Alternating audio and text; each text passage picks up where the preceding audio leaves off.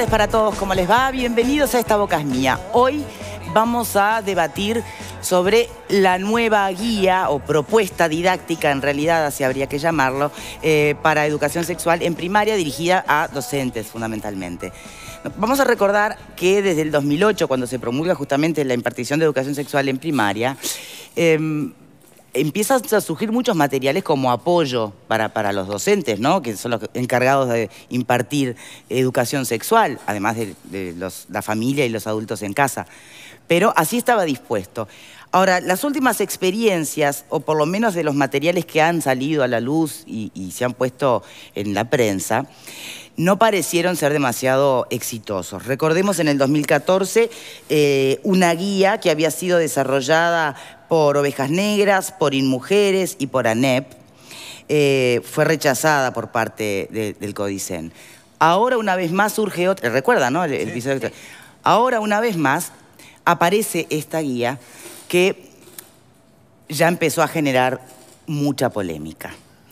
Nos acompaña en el programa hoy Pablo Caggiani, consejero de primaria. Esta guía fue encargada, a diferencia de otra oportunidad, de la oportunidad anterior, a la ONG Gurises Unidos, pero también contó con la participación y la elaboración, bueno, de ANEP, ¿no? y del Consejo de Educación Inicial, ¿católico? Primaria, inicial y primaria. ¿Por qué dijiste católico? Las escuelas católicas. Bien. Entonces, es decir, no fue solo Gurises Unidos con sus planteos o con sus corrientes tal vez de pensamiento.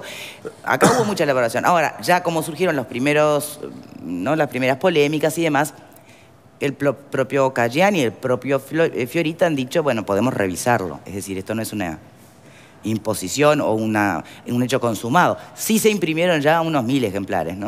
Exactamente. Bien, antes de ir al panel, primera pregunta, Caggiani. Esta guía que genera esta polémica, ¿qué es lo que genera el debate en el fondo?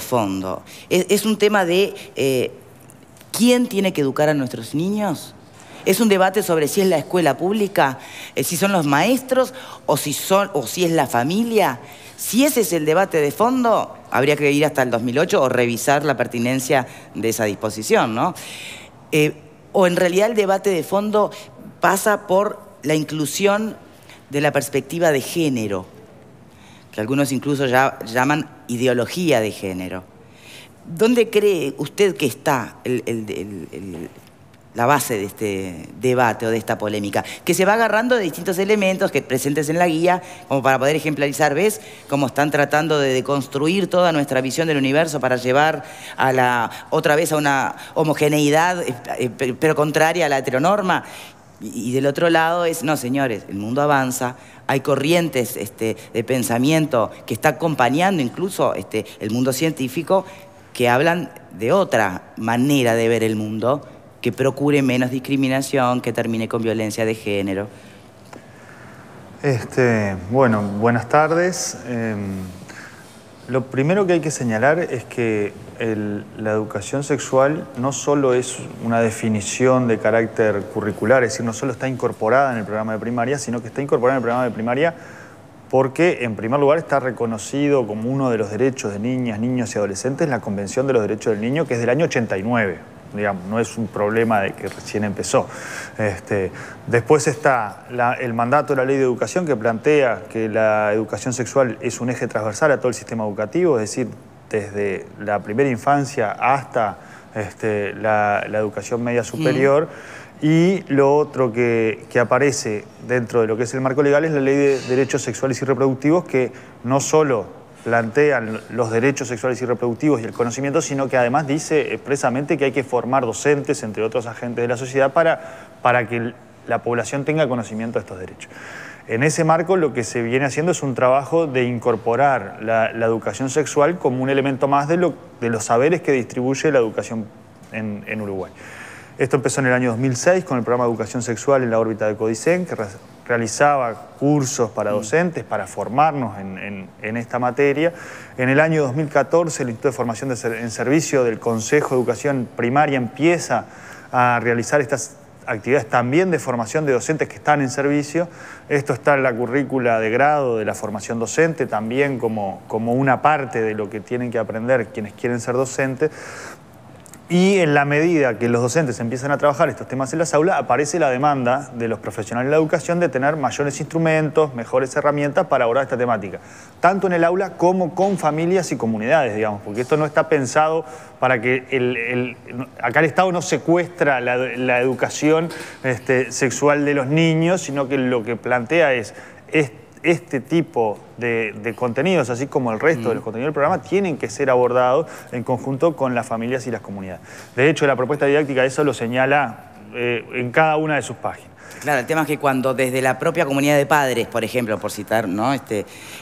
Interlocutores posibles, tal vez no sean los más válidos para ustedes, pero la realidad es que muchos padres se alertan con estas cosas. Entonces, ¿cómo se va a lograr que la educación sexual sea finalmente integral para el niño? En primer lugar, una cuestión que no por obvia hay que dejar de señalar.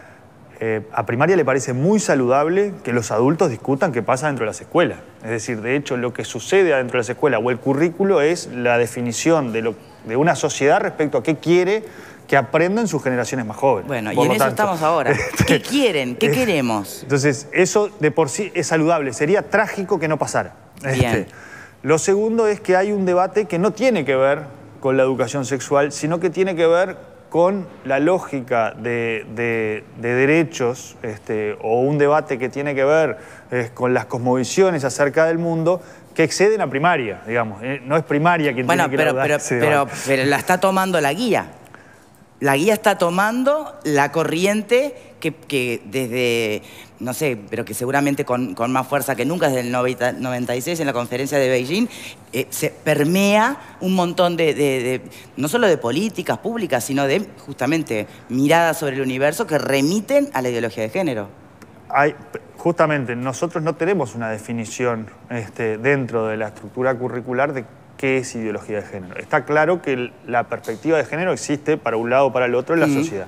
Ahora, saquémoslo de la propuesta didáctica. Con respecto al origen del universo, hay debates todavía dentro del mundo científico sobre cuál es la fuente o cuál es la explicación del origen del universo. Esto quiere decir que porque tenemos debates dentro del campo científico y cosmovisiones fuera de lo que tiene que ver con la educación, que en sexto año no se trabaje el origen del universo. No, esto quiere decir que en sexto año se va a trabajar en el origen del universo con esta provisoriedad del conocimiento disponible y sabiendo que hay familias que pueden tener otras cosmovisión de la sociedad y que están en todo su derecho. Y esto se ha hecho durante los últimos 20 años, por lo menos, en todas las escuelas del país, desde los videos de Carl Sagan para acá, y no ha sido dramático, digamos. No ha habido un problema ni con cosmovisiones diferentes, ni con familias que tienen otra lectura de la realidad, porque efectivamente la alianza familia-escuela es lo que posibilita la educación del niño. No, o sea que ese camino hay que alisarlo entonces. Vamos a ver si hoy en el programa, por ejemplo, se puede alisar. Porque hay mucho mito en torno a esto, hay mucha gente que no ha leído la guía y que a priori algunos fragmentos aislados pueden llegar a generarte cierto rechazo si no participas o no comulgás con algunos de los postulados más de vanguardia, si se quiere, ¿no? Entonces, bueno, pero hay que ver si realmente ese es el eje o el centro o lo esencial de la guía, o hay mucho más.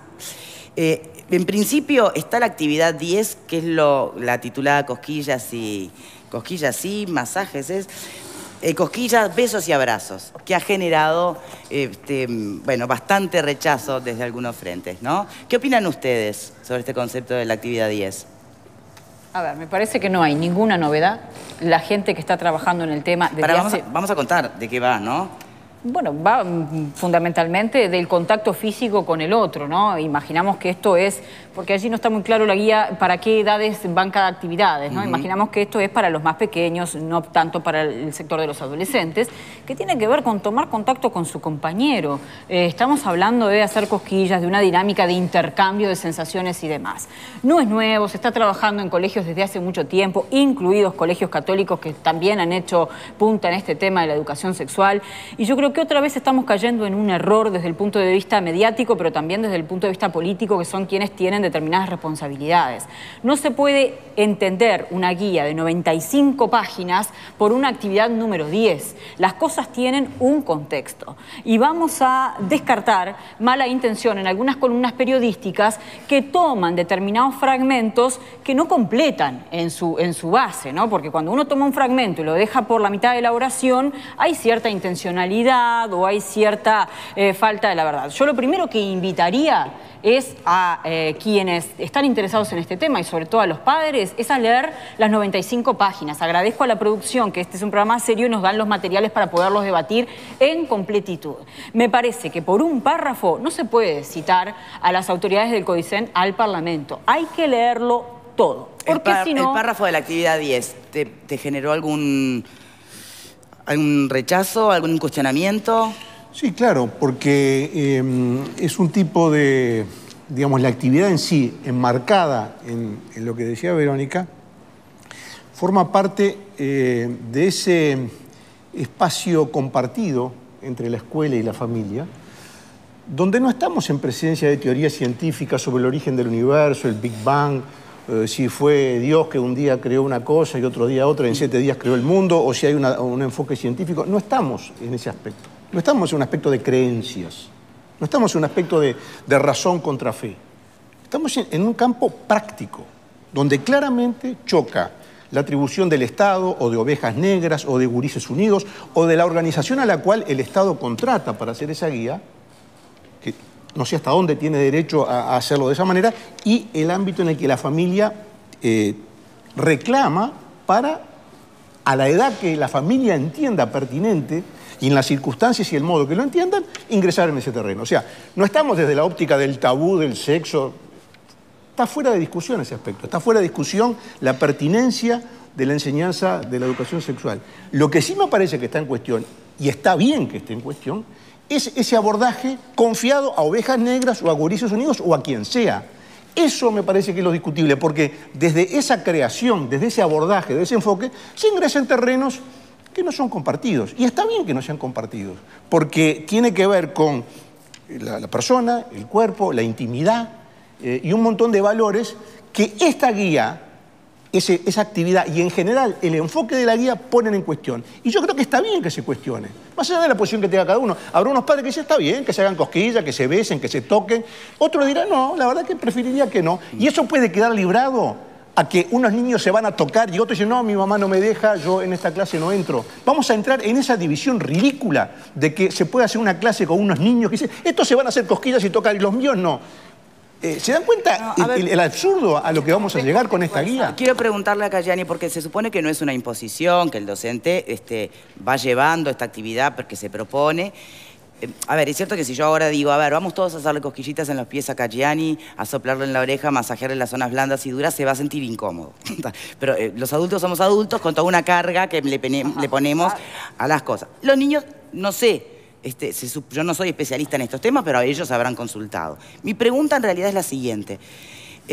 Si bien no es una imposición, y si el niño no quiere participar, va a estar bien y no va a haber rezongo ninguno, yo me pregunto hasta qué punto un niño en realidad va a tener la personalidad suficiente o el coraje para decir, mire maestra, a mí este juego no me gusta. Porque si fuera tan sencillo que un niño se hiciera valer sus sentimientos tan fácilmente, no habría los casos que hay, ¿no? de abuso y demás. Entonces, esa parte tiene respuesta, Cayani. ¿Cómo hacemos para que al final realmente sea un juego en el que quieran de verdad participar y no se sientan avasallados o invadidos en su espacio vital? La propuesta didáctica es para docentes titulados. Sí, sí. Las maestras tienen título de grado y después además tienen instancia de formación durante su ejercicio profesional. Lo que plantea la actividad 10, y yo invito a todo el mundo a leer la actividad 10, de las cosquillas, besos y abrazos, que es un ejemplo de una posible actividad, está orientado fundamentalmente a definir qué es lo que me gusta y lo que no. Y de hecho, en las preguntas orientadoras de la actividad, una de las preguntas es ¿Qué hacemos si alguna persona adulta nos acaricia o besa y nos sentimos mal y o presionados? ¿A quién podemos pedir ayuda? La construcción de esto de que el cuerpo es mío y no es de nadie más, y yo me puedo sentir cómodo con un abrazo o me puedo sentir incómodo, por lo tanto tengo derecho a que no me abracen. Sí, perfecto, pero ese reconocimiento de mis emociones y de lo que me está pasando, ¿lo puede hacer un niño? Es que muchas veces en la construcción de la subjetividad de los gurises en situaciones muy vulnerables, los gurises naturalizan situaciones que no son naturales. Las situaciones de violencia son naturalizadas a tal punto que los niños no entienden que estén en una situación en la cual ellos tengan algún derecho con respecto a la situación de violencia que sufren. Por lo tanto, yo creo que ahí efectivamente la educación, no solo la educación, las políticas públicas en general tienen cosas para hacer. De hecho, hay mucha política pública con ese sentido. Y de hecho, las denuncias del CIPIAB, digamos, las situaciones de violencia de uso contra gurises pasaron de 400 hace 5 o 6 años a 2000 y pico hoy. Y la mayoría las hace el sistema educativo. Entonces, yo creo que el visualizar fuera de contexto cuestiones que de repente mis hijos, los míos, tienen muy claro que si tienen ganas de saludar, saludan, y si no tienen ganas de saludar, no saludan porque tienen derecho a no hacerlo, porque no les gusta a quienes les está saludando, porque ese día no se sienten de humor. Y de vuelta, esto está puesto en manos de docentes. Hay que escuchar, ¿no? Ah, qué maleducados estos chiquilines que no saludan, es típico. Esto está puesto en manos de docentes que en realidad no van a plantearle cuestiones a los gurises que sean denigrantes. Si yo tengo gurises que le cuesta más... La palabra denigrante, evidentemente, ahí la está poniendo usted, Cayani, porque promover un abrazo entre niños jamás va a ser denigrante, pero puede invadir su espacio vital. No, pero es que si yo tengo gurises que les cuesta eso, no les voy a plantear como actividad para reconocer la forma de poner límites, algo que al niño le cuesta porque no lo ha aprendido, porque no lo ha construido. Entonces, esto es para manejo de los docentes y es una actividad indicativa. No va a estar primaria con una planillita viendo si hicieron las actividades. Lo que está planteando es una forma de abordar algunos de los elementos que tienen que ver con la educación sexual y que los docentes plantearon que les generaban más dificultades de abordarlo, porque a los docentes también nos incomoda a veces el trabajo en contenido de educación sexual. Bien. ¿Qué ibas a decir, Ale? No, que justamente yo coincido contigo. Naturalmente sería deseable que el abordaje, que cada uno desde su lugar, con sus pobres o muchas herramientas, porque a mí en todo esto hay cosas que de verdad me llaman la atención. Y es cómo tan sueltos de cuerpo emitimos datos, conceptos que están elaborados, yo no digo que no puedan ser merecedor de observación crítica, pero por especialistas en la materia, y de pronto, por 2 párrafos, mandamos comentarios que sobre otras áreas del conocimiento no nos animaríamos a hacer. Esto para mí da la clave, da en el clavo de uno de los asuntos claves de estos temas y sobre los cuales yo pediría que todos debemos sincerarnos. Yo advierto que por una razón o por otra, a veces muy sólidas, a veces no tanto, cada vez que hablamos de educación sexual aparece el palo en la rueda. Entonces tenemos que preguntarnos, mirándonos a los ojos de verdad, sin cosquillas, pero mirándonos a los ojos de verdad, entonces el problema puede ser otro. Entonces quizás el problema es que no queremos educación sexual. Demos esa charla, discutámoslo, pero le damos vuelta en una otra dirección. Eso lo planteaba yo desde el principio. En el fondo del debate que hay, un tema de quién debe impartir la educación sexual, ¿está eso todavía? Eso también está. A ver, ¿por qué? Yo creo que no, que está también el tema de si hay educación sexual o no, porque yo creo que la educación sexual es un derecho y a esta altura es ley. Sí, claro. O sea que, y además nosotros quizás sufrimos como niños que no nos educaron sexualmente. Porque en la escuela o en el liceo llegabas hasta la reproducción de las plantitas. La reproducción humana muchas veces ni se llegaba. Entonces, que salga Sturla, el cardenal, a decir que eso es una cuestión privativa de la familia, que el Estado, poco menos que es totalitario porque quiere. Pero Sturla no es la persona más indicada para hablar de educación sexual, por lo que es y por la institución que representa. Vamos a entendernos. Pero el otro lado, me parece que hay que sopesar, es que frente a un avance permanente de una cuestión de género y que nos están metiendo todo el tiempo la ideología de género, uno se quema con leche de la vaca y llora. Entonces, frente a determinadas cuestiones como esta, dice, ¿qué están haciendo acá? Ojo al gol. ¿Tá? Porque todo el tiempo nos están metiendo de una manera u otra de que es importante la transexualidad y la homosexualidad. Y la mayoría de la gente en el mundo, porque está definido, hay un 10% de homosexualidad más o menos a nivel internacional en todo el mundo. Y transexuales no sé cuántos serán, pero en Uruguay hay 853 censados. ¿Ah? O sea que es una minoría bastante pequeña. Pero estamos todo el tiempo metiendo ese tema.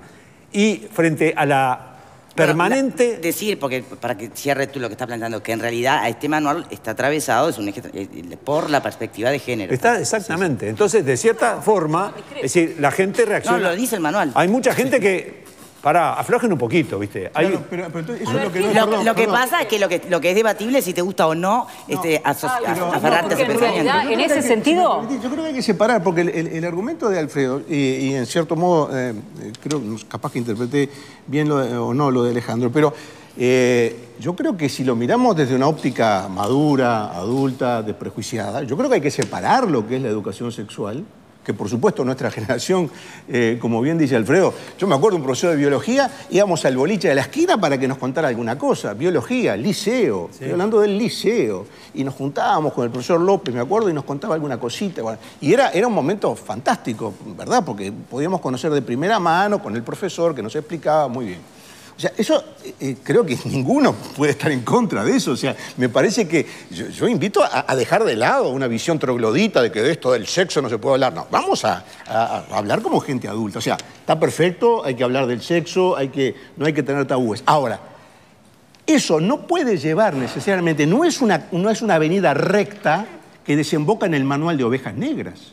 Porque desde la educación, desde la educación sexual, en un sentido amplio, hasta el manual de ovejas negras o gurises unidos, no hay un camino recto, que estos tienen la verdad, estos son los que saben y púmbate, acá está el manual. No es así, no es así, porque hay visiones diferentes dentro de la educación sexual, de una concepción abierta, sin prejuicio. Hay diferentes concepciones. ¿Por qué el Estado tiene que imponer una? Pregunto, ¿por qué el Estado tiene que imponer una? No tiene derecho ni el Estado, ni Ovejas Negras, ni Gurises Unidos a imponerle a la familia de los niños y a los niños una visión única. Ese me parece a mí, es el enfoque.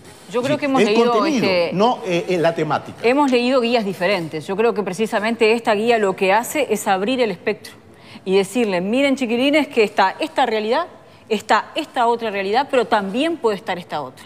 ¿Y en qué país? Yo me traje anotadas acá las leyes que tenemos vigente en este momento. Tenemos ley de unión civil concubinaria, tenemos ley de cambio de identidad registral, donde un niño puede tener un vecino que hoy tiene una identidad y mañana tendrá otra. Cambio de sexo. Tenemos cambio de sexo. Podemos hacer la operación aquí en nuestro país con médicos de nuestro país. Tenemos matrimonio igualitario y también una ley de reproducción humana asistida que establece que de repente un niño puede gestarse en un vientre, pero ese vientre no es la mamá de ese niño. Entonces, en este contexto en el que estamos, yo creo que los niños hacen muchas preguntas. Y entonces, ¿con qué guía de sexualidad vamos a explicarles este Uruguay en el que vivimos hoy? ¿Con la misma que nos decían a nosotros que los niños salen de un repollo? Yo creo que no, que se necesitaba algo distinto. En ese algo distinto, yo creo que esta guía es sumamente respetuosa. Creo que esta guía establece la diversidad no necesariamente como una norma. Y hay otra cosa que también veo por allí. La familia, alguna foto de la familia nueva que escandalizó porque aparecen dos personas del mismo sexo de la mano. ¿Cuántos de los niños que van a recibir esa educación tienen hoy la familia papá, mamá y los niños, la familia Ingalls? ¿Cuántos son? La gran minoría. Entonces, si tenemos un discurso que es de un país, si tenemos un país que ha avanzado en otro sentido, yo creo que esta polémica genera eso, una mentalidad que no está acompañando las legislaciones que tenemos. Porque el otro día, por ejemplo, yo veía una publicidad que está gigante, allí por General Flores, de una pasta de dientes o no sé de qué. Dos chicas besándose o a punto de besarse. Y yo miraba la publicidad y decía, bueno, ¿cómo la publicidad está acompañando los cambios culturales que se dan aquí en nuestro país? ¿Cómo eso que yo veo en la vía pública, que mi hija puede preguntarme, explícame esa imagen? ¿Estoy sola frente a eso? Y no, yo creo que también la educación a nivel de la escuela tiene que acompañar los cambios legislativos y culturales que se están dando en nuestro país. Porque si no, esto se vuelve un mambo que está muy difícil. Victoria, el tema es cómo se plantea esa realidad, ¿no? Creo que el tema, y ahí es donde se ven... cuesta decirlo, algunos o no encuentran las palabras, o no es políticamente correcto, entonces nadie lo dice. Pero el tema es cómo se introduce y se plantea esa nueva realidad, desde qué lugar. Y aparecen los que algunos entienden como el lobby LGBT, priorizando una cosa sobre otra, no creo que este sea al el caso. punto de, pretendiendo la deconstrucción, bueno, yéndose al otro extremo, y está la otra mirada, y es, no, esto hay que llamarlo por su nombre, es una realidad, no tiene ni más ni menos valor. Son datos de la realidad. Yo creo que eso es lo que pone la guía. Bueno, a mí me parece, Victoria, que en este contexto, yo recién hablé de sinceramiento en una dirección que yo creo que nos merecemos todos, la sociedad en su conjunto, ¿verdad?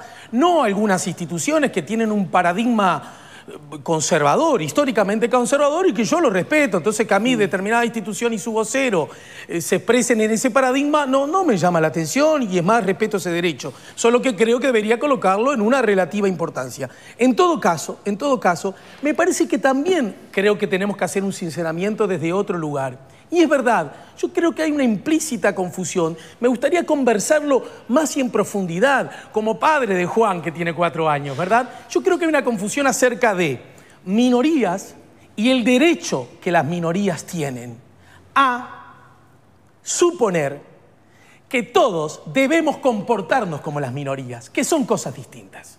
Es decir, el derecho a que no todo el mundo tenga la misma opción sexual, el derecho a que por condiciones de raza o por condiciones de origen, en los pueblos que tienen, en las repúblicas que tienen ciudadanos de origen, pueblos nativos, indios, haya que hacer políticas específicas para facilitar el acceso a la república, a la democracia y a una vida de mayor dignidad. Yo siempre he estado a favor de eso. Sin embargo, advierto que hay una pequeñísima línea que cada tanto se cruza, supongo que en la mayoría de los casos sin mala intención, de suponer que, como hay distintas opciones de todo tipo, son iguales las chances que las personas tengan de ir a esas opciones. No sé si soy claro o me estoy confundiendo. Pero es que no soy claro. No está establecido los porcentajes, no dice que usted tiene que ser esto o esto. chicos, tenemos que hacer la primera pausa. Por si tomo lo que vos planteás, está establecido en el manual y es una de las tantas corrientes de pensamiento actuales que justamente tanto el género como el sexo son construcciones socioculturales. Eso es lo discutible. Eso es lo discutible. Eso es lo discutible. Y por ahí pasa algo que lo abordamos después de la página. Quiero decir algo después de la más cuando página. regresemos, Después de la pausa. Y la vagina que aclaramos que